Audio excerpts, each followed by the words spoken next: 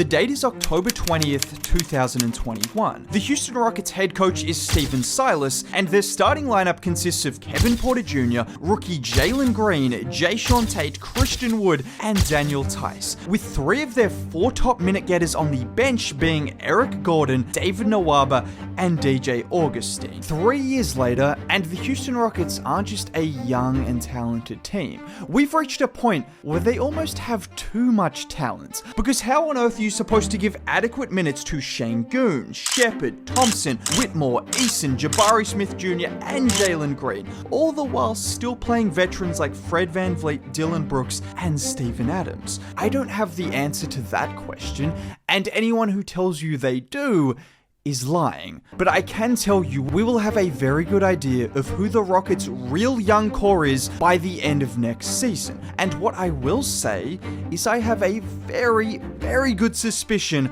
one of those players will be Amen Thompson. Amen Thompson isn't just any regular NBA player. This is someone at 6'7" with elite rebounding and defensive skills, nuclear athleticism, and he's also got guard-like skills. Legitimate guard skills. Like on this play where Jeff Green quickly sets and then slips the pick, and with Amen drawing the defense, he's then able to drop the pass off to Uncle Jeff for the bucket. We didn't see Amen handling the ball a ton last year, but it was the glimpses of him making quick decisions as a playmaker or utilizing his handle and speed to blow past defenders in transition or even in the half court that showed his guard-like skills. And if you want to see more of what I mean, just look at this, where Green comes to set the screen, and it's that quick burst of speed before putting his shoulder into Jalen Smith and finishing smoothly at the rim. That right there could be his calling card in the league, because it's that initial burst of speed that can throw the backtracking big man off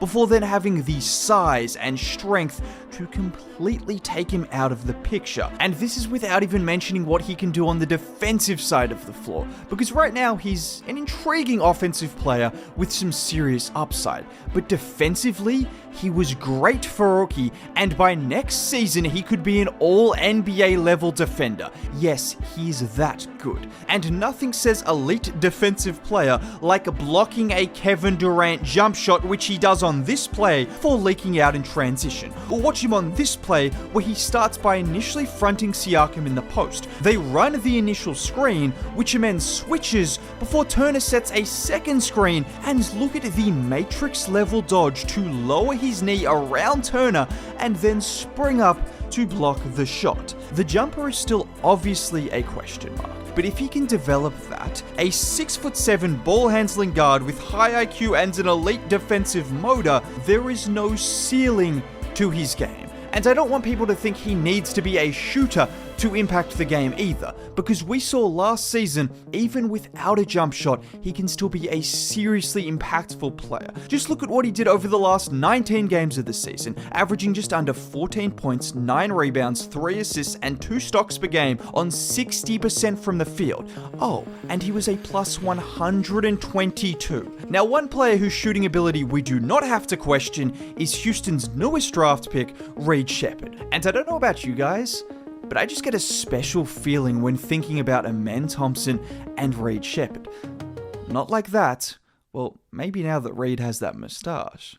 But anyways, on a serious note, I am putting all of my chips in the Reed Shepherd basket, and I am banking on him at the very least becoming a high-level starter in the league, and potentially a star. Because how can you not be a high-level starter when you are making winning plays on such a consistent basis? And that's really all I need to tell you about Reed. He's a high-level shooter, he's a very good passer, and a destructive defensive player, which he showcased all of which in just a 30-second clip during Rockets practice, blowing up multiple plays on the defensive side of the floor, dropping a dime to Thon Maker, the GOAT himself, and then stepping into pull-up middies. I know it's a practice video, but that is not normal regardless of if it's in practice or not, and this is what Reed does. He did it in college, he did it in Summer League, he's doing it in practice, and I anticipate he's gonna do it in the NBA as well, even if he missed a couple of shots in the first game of practice. preseason. For what it's worth, Fred VanVleet made 0 field goals in that same game, and Lauri Markkanen shot 20%. Now, the only problem I have with this Rockets team is how am I supposed to make a 10-minute video on these guys? We're halfway into the video and I haven't even mentioned their best player from last season, Alperen Şengün, who averaged 21, 9, and 5 a game. And one thing I really love about this roster is I can see the potential for players to work alongside Alpi. What I mean by that is Alpi has some clear strengths and some flaws as well. He's already one of the best passers and post scorers in the NBA. He's a walking 20 and 10 a night, but he's not the best defensively. This is where the likes of Tari Eason and Amen Thompson could really help with their combination of length and athleticism on the defensive end of the floor, blowing up plays all over. And in return, Alpi can help them on the offensive side of the floor, using his gravity as a scorer and post presence to create scoring opportunities for them. Just like here, where he gets the ball in the post. Immediately, the Raptors defense collapses on him, and Amen recognizes that cutting backdoor, and it's Alpi's ability to drop an absolute dime to him for the dunk. These are the kind of plays we've seen Şengün make consistently. Early in his career, he was dropping dimes to KJ Martin in those positions, and last year we saw it with Amen. And this is what makes a good team great. It's not about having 5 players that are the perfect players, that would be nice, but having 5 players who complement each other's strengths and weaknesses is what can elevate a team. Think of the likes of Draymond and Steph, or Jokic and Gordon, and so on and so forth. Then there are players who are simply just winners. Regardless of the team or the environment, you can put them on the floor and they will make winning plays, and more often than not, your team will win the minutes they are on the floor. One player on the roster I believe fits that criteria and is criminally underrated is Tari Eason.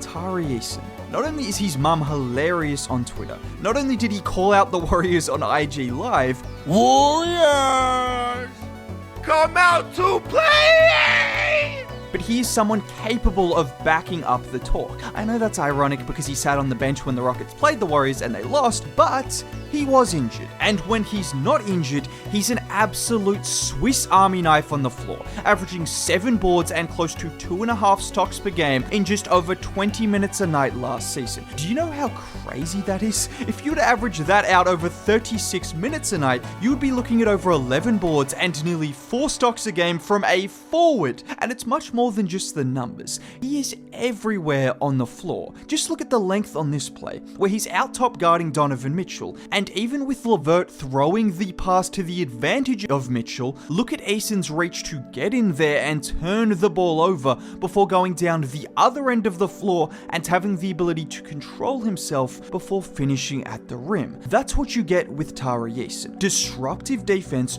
but also someone who can leak out and finish around the rim. Not to mention the 36% from 3 he shot last season. And Jabari Smith Jr. is another person who fits that mold as well. As someone with his size and physical traits plus his shooting, I see a winning player. And sure, with the number 3 overall pick, you might have wanted a superstar, but he's still 21 years old, so there's a chance he can become an all-star. But at the very least, you have someone like I think Reed Shepherd and Amen Thompson will be, which is a good high-level NBA player with room to be even more. And this is what the Rockets are building right now with this team. Just a deep and rounded team with such great complementary skill sets. Not to mention Jalen Green, who might be the most interesting player on this entire team, given the fact he had a month last season where he looked like one of the best players in the entire NBA, leading the Rockets to a 10-game winning streak.